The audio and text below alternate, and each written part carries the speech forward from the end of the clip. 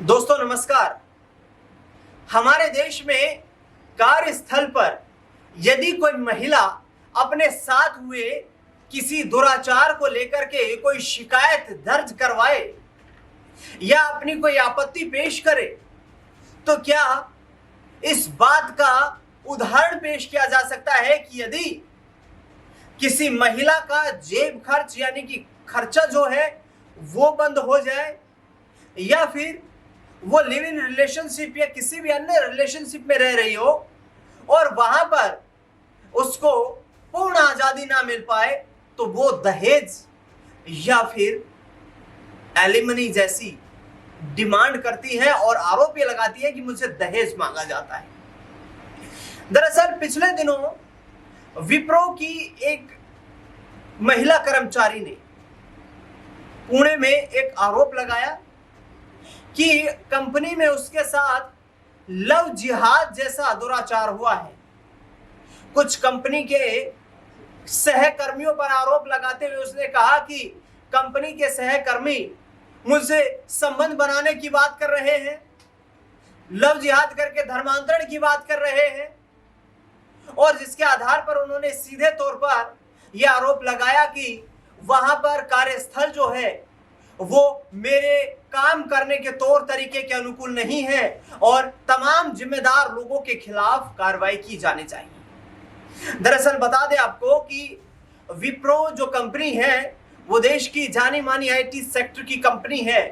और इकलौते ऐसे बिजनेसमैन है अजीम प्रेमजी जो इस देश के एक बड़े मुस्लिम बिजनेसमैन में शुमार है। दरअसल विप्रो का ये जो तमाम घटनाक्रम सामने आने के बाद इस पर जो धर्म गुरु थे उन्होंने भी अपनी प्रतिक्रियाएं देना शुरू कर दिया, लेकिन हद तो तब हो गई जब मौलाना साजिद रशीदी ने इस तरीके की बात कह दी कि महिलाओं के पास जब खर्चा खत्म हो जाता है,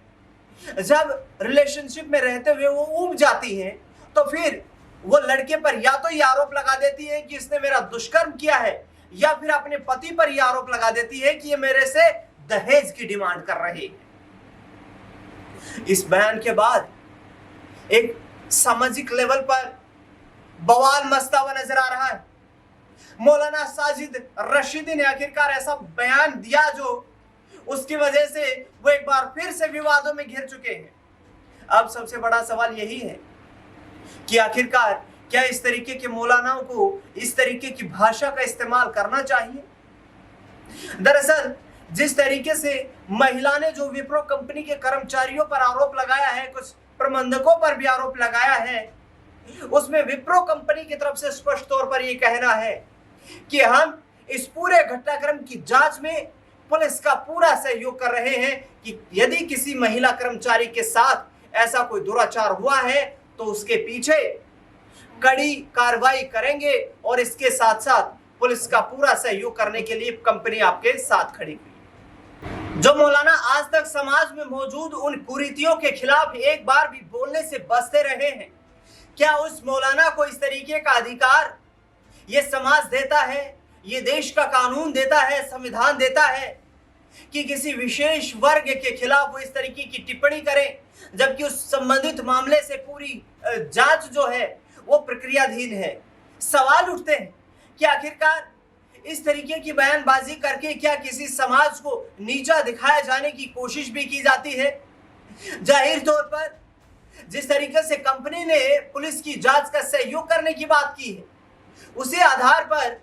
क्या ये मौलाना इस तरीके का बयान देकर अपने आप को सुर्खियों में लाना चाहते थे? क्या विवादों में छाए रहना इन मौलानाओं के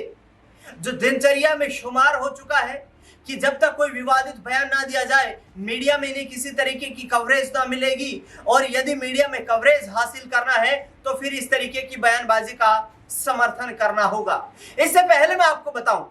इस तरीके के मौलानाओं से हमारे देश के, भारत देश के मुसलमानों को भी कहीं ना कहीं सावधान होने की जरूरत है, क्योंकि कुछ दिनों पहले की बात है, ईरान अमेरिका के बीच जब युद्ध चल रहा था, सीज फायर से पहले जब गोलीबारी हो रही थी और भारतीय मुसलमानों का आत्मीय समर्थन जो निकल करके आ रहा था ईरान के समर्थन में, उस पर इस मौलाना ने एक और बड़ा विवादित बयान दिया था। उस दौरान मौलाना साजिद रशीदी ने एक बड़ा बयान देते हुए कहा था कि यदि भारत और ईरान के बीच किसी तरीके का संघर्ष हो जाए तो फिर भारत का मुसलमान ईरान का समर्थन करने लगेगा। ये कौन सी तुक की बात है भाई? ये कहां से तर्कसंगत है कि आप किसी देश की अस्मिता से ऊपर अपने आप को, अपनी सोच को रखते हैं, अपने निजी फैसले को रखते हैं? क्या मौलाना को आज अन्न जल तमाम सुख सुविधाएं व्यवस्था के माध्यम से जो मुहैया करवाई जा रही है, क्या उसके पीछे कोई विदेशी ताकत है? क्या किसी विदेश की सरकार ने मौलाना के प्रति इतना बड़ा दिल दिखाया है कि उनको विशेष तरीके की सुविधाएं भारत में उपलब्ध करवा दी जाए? नहीं ना। इस देश के संसाधनों पे आप आश्रित है ना, इस देश के संविधान को आपको मानना पड़ेगा ना। तो फिर इस तरीके की भाषा शैली का इस्तेमाल क्यों किया जाता रहा है? आज सवाल सबसे बड़ा यही बना हुआ है। दरअसल विप्रो में जो आरोप लगाए हैं जिन कर्मचारियों पर, जिस महिला ने, उन्होंने सीधे तौर पर कहा है कि पिछले कुछ समय से लगातार वो उत्पीड़न का शिकार हो रही थी, लगातार उन्हें प्रताड़ित करने का प्रयास किया जा रहा था, जिसके खिलाफ उन्होंने कई बार सीनियर अधिकारी जो थे कंपनी के, उन तक शिकायत पहुंचाने का प्रयास भी किया। लेकिन वहां पर कुछ कुंठित सोच के लोगों ने, महिला ने बकौल ये आरोप लगाया है कि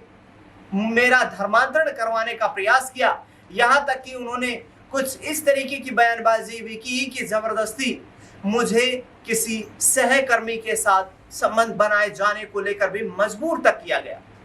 अब पुलिस की जांच रिपोर्ट में क्या कुछ चीजें सामने आएगी, क्या कुछ जांच में निकल के आएगा? क्या महिला के कर्मचारी के द्वारा लगाए गए आरोप पूर्णतः सत्य हैं या उनमें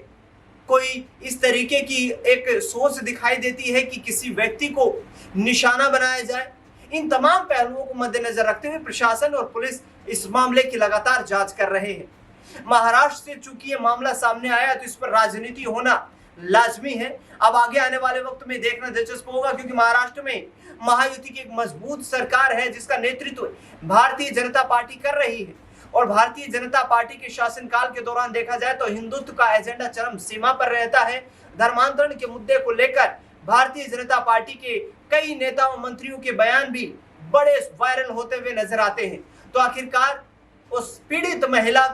को लेकर के न्याय प्रक्रिया जो है उसमें किस तरीके से आगे आने वाले वक्त में कार्रवाई की जाएगी, पुलिस किन किन सबूतों को वहां से जुटाने का प्रयास करेगी, और पुलिस के अधिकारियों का जो निश्चित तौर पर कहना है कि हम कार्यस्थल का मुआयना करके तमाम सबूत जो महिला ने आरोप लगाए उनके आधार पर सबूतों को इकट्ठा करके कोशिश ये करेंगे कि यदि ये घटना सही पाई जाती है तो फिर इसमें दोषियों के खिलाफ, आरोपियों के खिलाफ कड़ी से कड़ी कार्रवाई की जाए और ये सुनिश्चित किया जाए कि कार्यस्थल पर इस तरीके की घटनाएं घटित होने से हमें बचाना है, क्योंकि हमें इस देश को बचाना है। इस खास रिपोर्ट को लेकर के आपका क्या कुछ कहना है, कमेंट बॉक्स में आप जरूर बताएं। देश दुनिया से जुड़ी बड़ी खबरों के लिए लगातार बने रहे हमारे साथ। धन्यवाद।